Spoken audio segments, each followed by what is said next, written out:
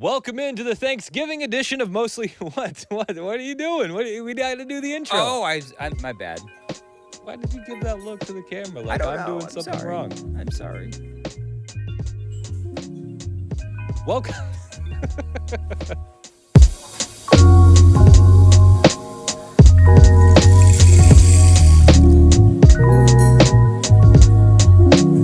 Welcome into the Thanksgiving edition of Mostly Peaceful with Dan and Chris. My name is Chris Hand. To my left is Dan Mandis. Happy Thanksgiving, Dan. Happy Thanksgiving to you, Chris. Thank you. Happy Thanksgiving to everyone watching. This is our Thanksgiving special. It's going to be really special. Favorite Thanksgiving movie? Go. Charlie Brown Thanksgiving is what I'm going to say. Charlie Brown Thanksgiving.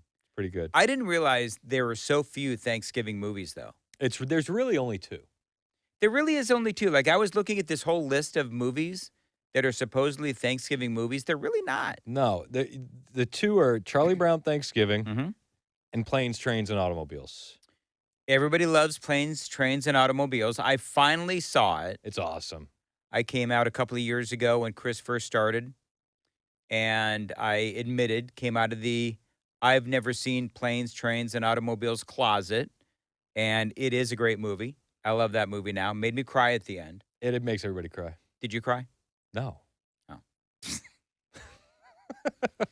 But You have no sensitivity, man. I was looking at the list too, dude, and it's like some of these movies are not Thanksgiving movies at all. Well, Like- Silver Linings Playbook is called a Thanksgiving movie. I don't know why it is. Rocky somehow is considered a Thanksgiving movie. I don't understand how. Okay, that like leans into the debate on like is Die Hard a Christmas movie if we're going to consider Rocky a Thanksgiving movie. You know what? All I know is whether I'm watching Die Hard as a Christmas movie or as an action movie, it's a great movie. Never seen it all the way through. Why? I don't know. Because like things happen at the end. Like I think there's a big explosion, if I'm not mistaken. I think it's just my attention span. The younger generation has a problem with attention span. Well, and every time I've ever seen it, it's been on like TNT. Oh, and commercials So come then on? commercials come on, and then I'm distracted, and then I'm off doing something else. So I think that the younger generation, including you, have problems with attention span. You're like goldfish. You just You could have stopped at have problems. and it's getting worse. Yeah. Like for kids, like you're 37. Yep. So you're 37. I'm 57. Our kids are, well, my adult kids, but they've got attention span problems too, and they're in their mid to late 20s. And then my bonus kid Riker, he's almost 12, and he's got the attention span of a gnat. But if there's something that truly interests him, he is all over it. But man, trying to get that kid to sit down and watch a movie, It's tough. well, it just doesn't happen. I mean, Really? anymore. Oh, yeah, he will not sit down. It is impossible for him to sit down and watch a movie with us unless it's one that he has brought to the table, That's fair. which My is 8-year-old Brooks, if we're sitting there on the couch for too long, he'll just lean over to me and be like, "Dad." I'm like, "Yeah, what's up? If we sit here any longer, we're gonna get fat." oh my goodness, I'm like, that's "Oh." funny. Yeah, we will. Want to go for a run? Oh, okay, let's do it. Wow, that's impressive. Dude, the kid's jacked. He does. They do D1, which is like a gym, Mm-hmm. and so the kids get to work out too. He was pushing 250-pound plates around the gym. He's 8. And he's 8. He's a beast. Wow, He's that's pretty he's impressive. the strongest kid I know. Yet you gave him $20. Nope. The Tooth Fairy. I'm sorry, And it was Bishop.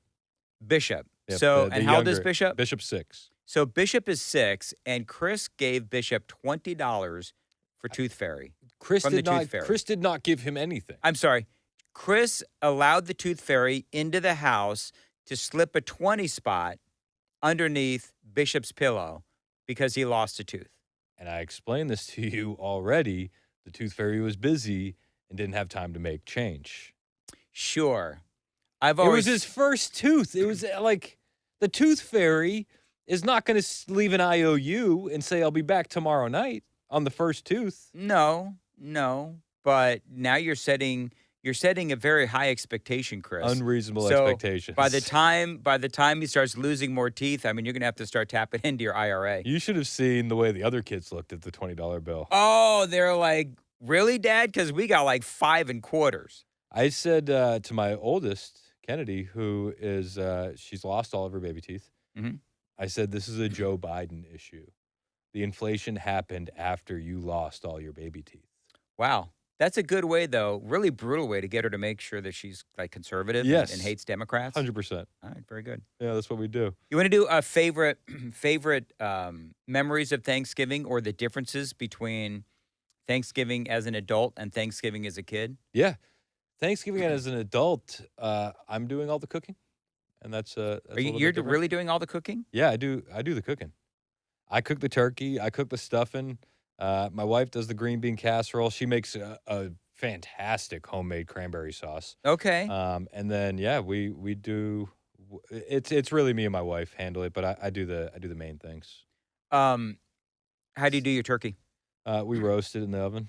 Okay. Yeah, Yeah. and I learned this. My sister-in-law, her mom is straight from Italy, so anytime I'm around Mrs. Fellon, I try to pick up all the cooking tips that I can. Sure. So she taught me this thing. She would make like a butter mixture Yeah. with all the poultry spices. So your rosemary, your sage, you chopped it up real fine. You mix it in with the butter and some salt, Mhm. and then you pull up the turkey skin and you get between like right under the skin and you load that with all the butter mixture. Yeah. So I do that, and Nice. it's money. It's money. We call a restaurant and order a turkey. No, you don't. That's what we do. That's what we're doing this year. Why? I don't know. My wife doesn't like to cook turkey, and I'm not about to do it because I'll destroy it. Would it be like Christmas Vacation? It if you would. cooked It would. It would be like Christmas Vacation, or it would be like Charlie Brown. Charlie Brown Thanksgiving, Okay. where everybody's just having toast. everybody's having toast and cereal, and that's what they're having. So- okay, so is it just the turkey? Or are you guys going to cook sides? I think Amy's going to cook a side. I'm going to be there and sit in my recliner. There you go. That's what I'm going to do. Are you like a football on kind of guy during Thanksgiving? It depends. It depends. Typically not. Like this year, I'm going to have my daughter over and my grandson. Oh, And, it's gonna be fun. oh, it's going to be a lot of fun. So we're doing the turkey. Amy's going to make, I think maybe her ham and some side dishes and that kind of Cool. thing. So I'll be there with a plate on my lap There you go. and eating. I love it. And then I'll just be like, watch that damn kid, because that's what grandfathers do. So one of our favorite traditions that we do is we lived in Detroit for a while, and it's an under celebrated thing, but they have the best Thanksgiving Day parade ever In Detroit? in Detroit every single year. So we fell in love with it when we were having Thanksgiving up there. So every year we put that on. We don't do the Macy's Thanksgiving Day Parade from New York. We do the Detroit Thanksgiving Day Parade, and that's the one that we're going to watch. We're also going to run a 5K in Murfreesboro. After you eat, I assume. No, before. Really? So Okay. Thanksgiving morning, we're going to get up. We're going to go run a 5K with the kids, Okay. and that's going to be awesome. And then we'll get back. We'll watch the Thanksgiving Day Parade from Detroit, Mhm. and then we'll watch the dog show, and then we'll put The dog football on. show? Oh yeah, the fancy dogs. You never watch the dog show on Thanksgiving? No. What? You got a whole alternate reality that you do over at your house. Yeah, I don't. You never put on the dog show? No. And it's funny because you talk about a Thanksgiving parade out of Detroit. Do you know what I think about when I think about a Thanksgiving parade out of Detroit? Tell me, Dan. People getting shot. Yeah, That's what I think. I mean, I'm sorry, but it is. It's what I think about. Yeah, it doesn't. No, it'll be fine. Everybody will have a good time, and it's awesome. Sure. It's the best. Did you like Thanksgiving as an adult or as a kid? Because see, when I was a kid, I wanted nothing more than to go to the adult table, and now that I'm at the adult table, I want nothing more than to go back to the kid table, and eventually, I just want to be by myself. I enjoy Thanksgiving a lot more as an adult than I Do did you? as a kid. As a kid, it was kind of like, all right, let's get this out of the way. Let's get to Christmas. Let's focus on what matters. Yeah. But now as an adult, to have all the kids that we have, my sister's going to come over. She's going to bring her 3 kids. Yeah. It's awesome. It's Yeah. it's the best. There, and then Thanksgiving is fun.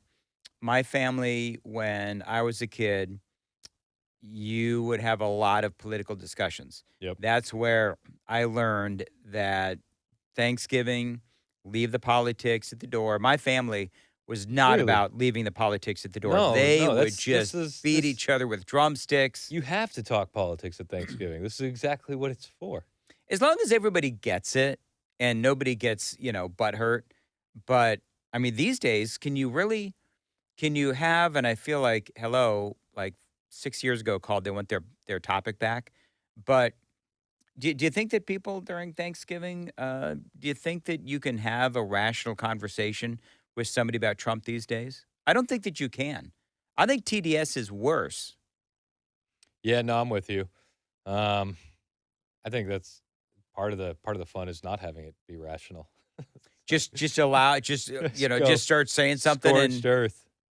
Just go scorched earth. That would be my recommendation. okay, then here's what you need to do. You save money on Christmas gifts. You need to have a Trump 2028 hat. Bunch of Trump 2028 hats made and hand them to your I relatives. love it. I think that would be funny as all get. You know what we ought to do? We've got to I can see the gears turning. Are you trying to figure out if we have enough time? no, no. I'm thinking about the anti-Trumpers around here. We ought to just start leaving hats everywhere. That's hilarious. We know who we're talking about. Oh yeah. So, yeah, we generally speaking, luckily, I'm in somewhat of an echo chamber in my house where my wife is conservative. Riker, he's 12, so almost 12. But Amy's family is all conservative, Yeah. so we don't have to argue. We're kind of going to be in the same boat. Like Yeah. my sister used to be a liberal, and then COVID happened, and it's like all you need is that one lie to really expose you, Yeah. and then it just unravels. Destroys everything. It just unravels in front of you. So she was a liberal in Massachusetts, and then she has since moved to Alabama after the pandemic, and so she'll come up, and I mean her husband is one of my best friends, and we grew up together, and he's a veteran and Yeah. super conservative. Did But you see, speaking of Trump derangement syndrome, there was a video, an interview, I think it was on Fox News, where they had a psychotherapist or something talking about how Trump derangement syndrome is, and he's serious. He's not being like tongue in cheek. Trump derangement syndrome is one of the most serious pathogens in America today, where people are literally unable to sleep, unable to function because every day when they wake up, it's all about Donald Trump and it interferes with their it's lives. the woke mind virus. It is the woke mind virus. Let me play that video real quick, if you could. Jonathan is in focus with me now. So first of all, identify it for us. You're in a session and you pick up on what? Well, Harris, it doesn't take long for me to pick up on this. People are obsessed with Trump. They're fixated. They're hyper fixated on Trump, and they talk about some of the features of this disorder. They can't sleep. They feel traumatized by Mr. Trump. They feel restless. I had one patient who said she couldn't enjoy a vacation because anytime she saw Trump in the news or on her device, she felt triggered. So this is a profound pathology, and I would even go so far as to call it the defining pathology of our time. Isn't that insane? Not shocking though. To think that we've gone, though, from like politics for a lot of people used to be like a pastime. Mm-hmm. You know what I mean? Casual conversation in the kitchen at work or whatever. Now, I mean, it is for a lot of these people, it's the bearing on whether or not they're happy and can go through life. Yeah. That's what's crazy. Yeah. And I don't know if I should hate those people or feel sorry for those people or laugh at those people. I think it's just a pray for them kind of thing. Let's just pray that they have that one thing that wakes them up that makes all the other lies unravel. And Yeah. that's all we can do. I don't Yeah. I mean, I think that while we pray for them, they pray for violence against us.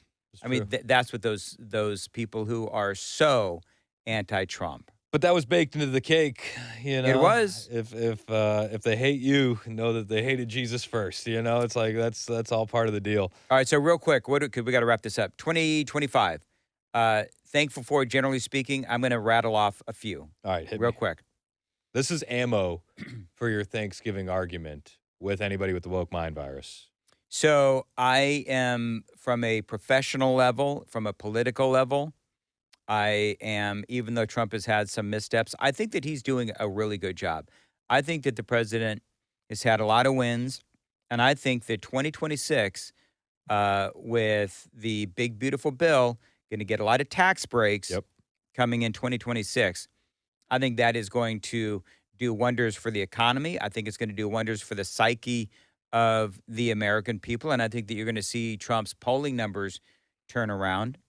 And I'm thankful that he is a president that has saved probably at this point thousands of lives across the world with all of these wars or conflicts that he has helped end. And I think that Trump has also saved a lot of lives in America by bringing in the National Guard into cities across America. There's a lot of really good things that the president has done from a personal standpoint.